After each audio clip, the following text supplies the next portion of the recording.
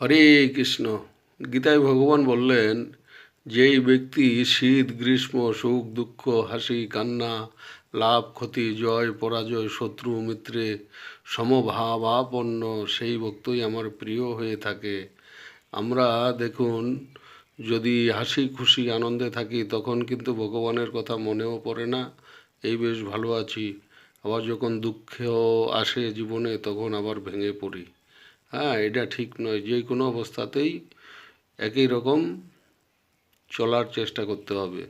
হঠাৎ লটারি বাঁধলো তখন নাচতে থাকি, আবার কিছু ক্ষতি হয়ে গেল তখন দুঃখে ভেঙে পড়ি। ভগবান এই ধরনের ব্যক্তিদের কখনোই পছন্দ করে না।